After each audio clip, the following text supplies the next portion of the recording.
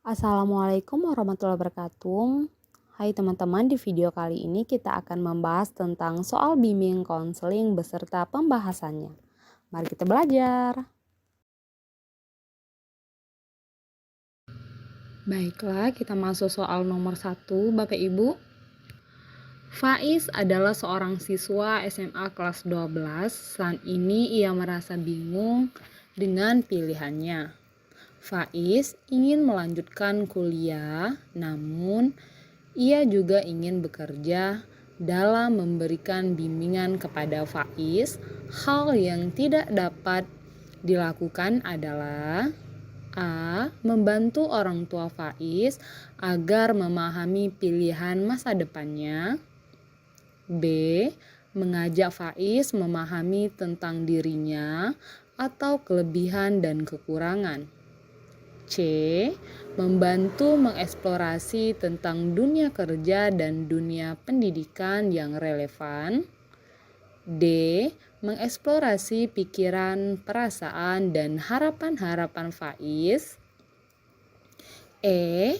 Tes bakat dan potensi akademik sebagai dasar utama membuat keputusan.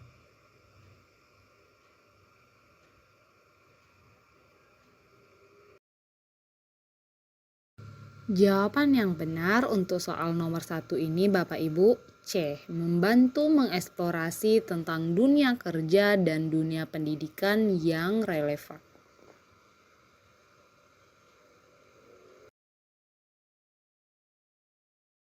Kita masuk soal nomor 2 Bapak Ibu. Salah satu indikator tercapainya kemandirian peserta didik setelah memperoleh layanan bimbingan dan konseling adalah peserta didik A. Tidak pernah lagi datang ke ruang bimbingan dan konseling karena sudah merasa selesai. B. Merasa puas dan mengagumi guru bimbingan konseling karena telah membantu dan memberikan bantuan. C. Menceritakan kepada orang lain manfaat bantuan yang telah diterima guru bimbingan konseling. D. Menemukan dirinya dan mengarahkan dirinya menuju kehidupan yang lebih bermakna.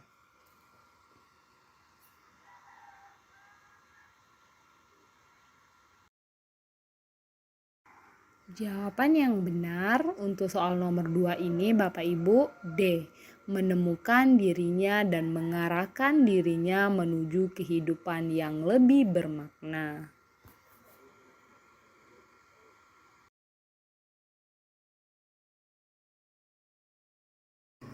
Baiklah, kita masuk soal nomor 3 Bapak Ibu. Dalam pelaksanaan layanan bimbingan konseling, guru bimbingan konseling atau konselor sebaiknya berkolaborasi dengan berbagai pihak yang terkait dalam implementasi program bimbingan konseling komprehensif.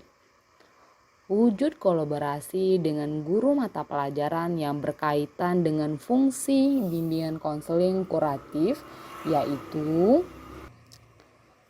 A. Guru menciptakan iklim sosio-emosional kelas yang kondusif bagi belajar konseling. B.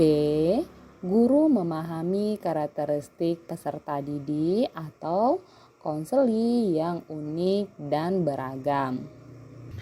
C. Membantu peserta didik yang sulit belajar melalui remedial teaching. D. Guru mata pelajaran memberikan konsultasi pada peserta didik atau konseli. E. Guru memberikan informasi cara-cara mempelajari mata pelajaran secara efektif.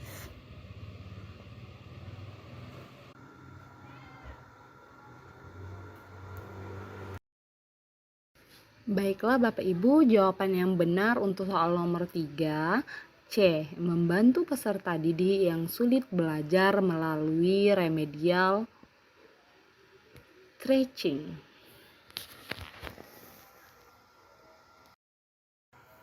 Baiklah Bapak Ibu, kita masuk soal nomor 4. Pak Roni sebagai guru bimbingan konseling memiliki program untuk pengembangan layanan konseling kelompok dengan membuat ruang konseling.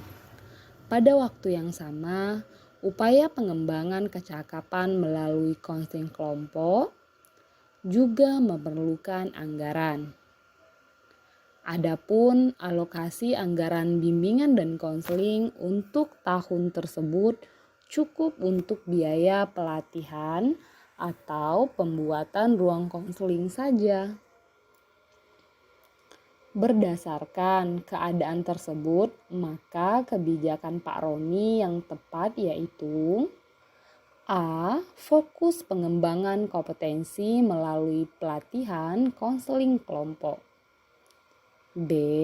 Menetapkan prioritas sarana prasarana yaitu ruang konseling kelompok. C. Menunda pelatihan berusaha mengembangkan diri melalui belajar mandiri. D. Eksplorasi literatur berkaitan dengan keterampilan mengelola konseling.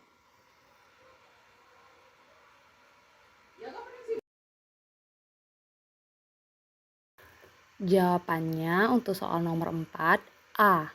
Fokus pengembangan kompetensi melalui pelatihan konseling kelompok.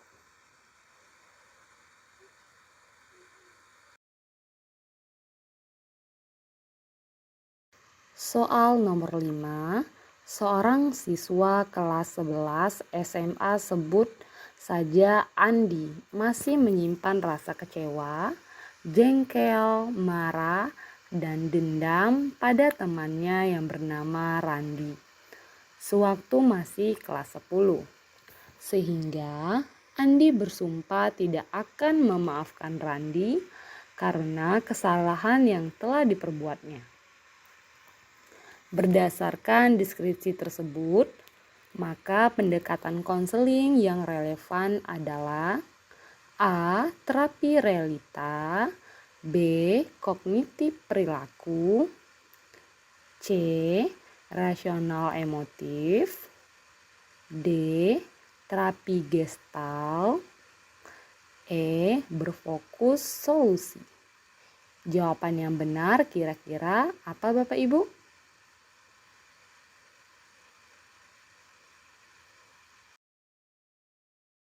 Jawaban yang benar untuk soal nomor 5, D. Terapi gestal.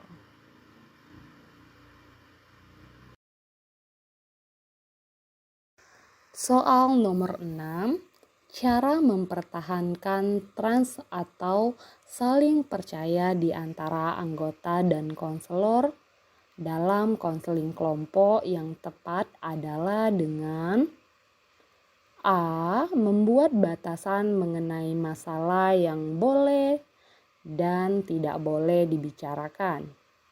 B. Memberikan nasihat yang merupakan bukti bahwa dapat dipercaya. C. Menunjukkan bahwa konselor harus berpendidikan tinggi. D. Menunjukkan kemampuan mendengarkan secara aktif dengan penuh empati. Nah, jawaban yang benar untuk soal nomor 6 ini apa Bapak Ibu?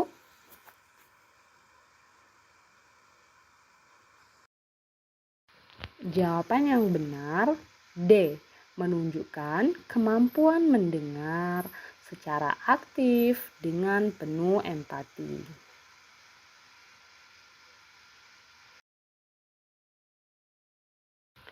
Soal nomor 7, ada 4 guru mata pelajaran dalam bidang studi yang sama.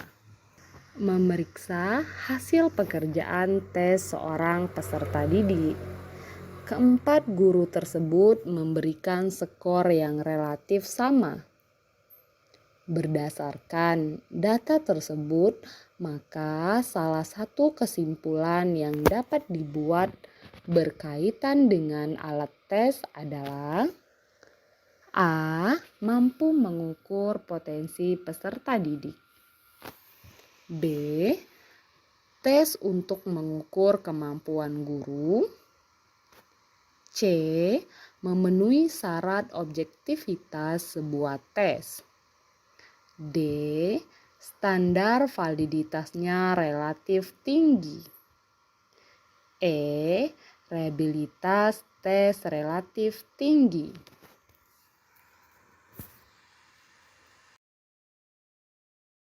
Jawaban yang benar untuk soal nomor 7 ini Bapak Ibu, E. Reliabilitas tes relatif tinggi.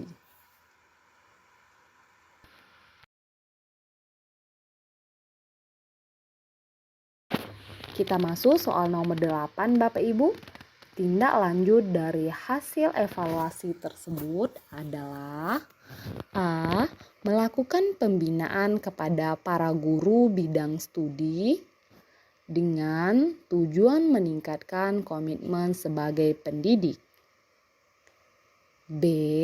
Menemukan penyebab perilaku negatif peserta didik dan memberikan tindakan secara tepat. C. Memanfaatkan relasi teman sebaya agar peserta didik melaporkan temannya yang melakukan kecurangan. D. Menemukan peserta didik yang diduga mencontek untuk dikeluarkan dari sekolah.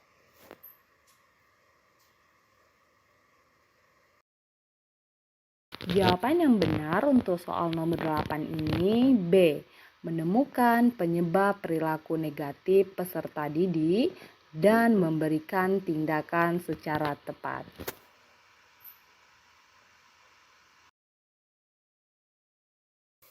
Kita masuk soal nomor 9 Bapak Ibu. Guru bimbingan konseling atau konselor memerlukan anggaran untuk renovasi ruangan konseling kelompok karena tidak dapat digunakan. Pengadaan ruang tamu karena selama ini tamu menunggu di ruang guru. Kursi relaksasi yang sudah tidak mutakhir dan dana untuk rekreasi bersama. Jika anggaran hanya cukup untuk satu kebutuhan, maka prioritas kegiatan adalah A. Ruang tamu karena mencerminkan penghormatan kepada tamu. B. Pengadaan kursi relaksasi karena konseling akan lebih nyaman. C. Rekreasi karena dapat meningkatkan kinerja guru bimbingan konseling atau konselor. D. Renovasi ruang konseling kelompok agar konseling lebih efektif. Jawaban yang benar D. Renovasi ruang konseling kelompok agar konseling lebih efektif. Kita masuk soal nomor 10 Bapak Ibu. Sekelompok peserta didik SMA membentuk pergaulan inklusif dalam aktivitas geng motor. Mereka cenderung meninggalkan kegiatan sekolah sehingga prestasi belajarnya menurun. Esensi pola layanan yang tepat adalah A. Merancang layanan konseling kelompok bekerja sama dengan wali kelas. B. Melibatkan pihak aparat untuk menyusun program bimbingan konseling. C. Layanan difokuskan pada program peningkatan prestasi belajar peserta didik. D. Media layanan bimbingan konseling melibatkan orang tua dan unsur masyarakat. E. Menekankan konseling individu untuk mengatasi pergaulan.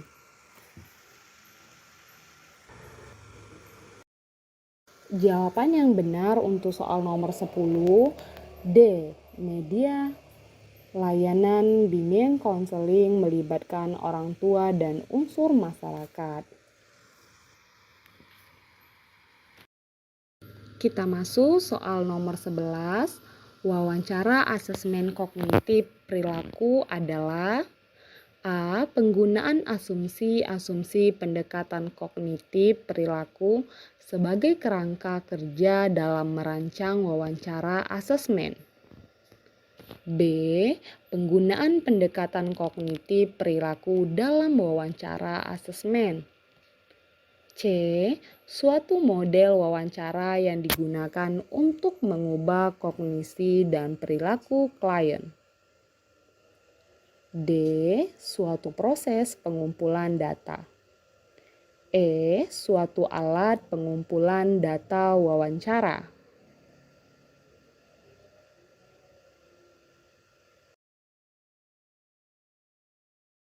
Jawaban yang benar A. Penggunaan asumsi-asumsi pendekatan kognitif perilaku sebagai kerangka kerja dalam merancang wawancara asesmen.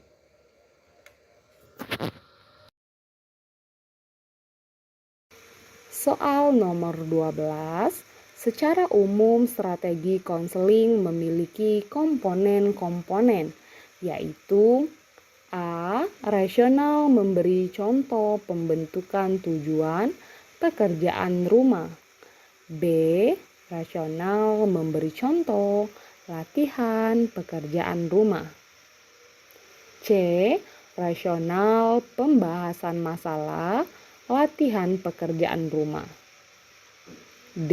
Rasional memberi contoh pembahasan masalah pembentukan tujuan pekerjaan rumah.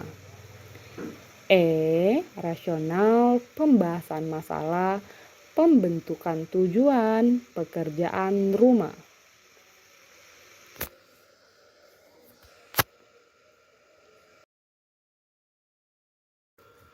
Jawaban yang benar B.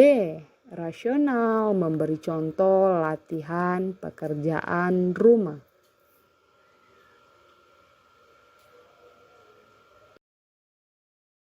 Soal nomor 13. Penggunaan wawancara sebagai prosedur asesmen memiliki beberapa keuntungan, yaitu A. Memungkinkan konselor mengeksplorasi permasalahan lebih mendalam. B. Mengenali peristiwa yang mendahului perilaku. C. Mengenal efek dari perilaku. D. Mengenal faktor-faktor perilaku. E. Memungkinkan klien memecahkan masalahnya sendiri.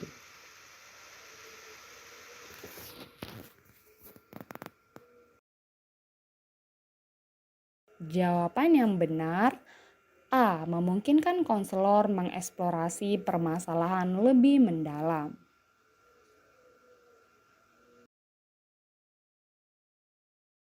Kita masuk soal nomor 14 Bapak Ibu. Seorang guru telah memahami 1. Mengkaji berbagai gaya belajar peserta didik.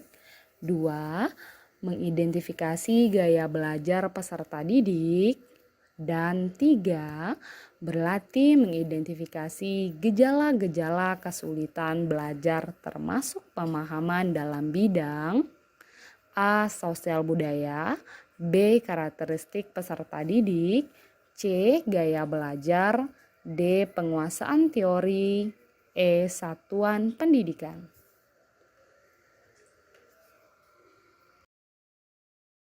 Jawaban yang benar untuk soal terakhir kita ini Bapak Ibu C. Gaya belajar.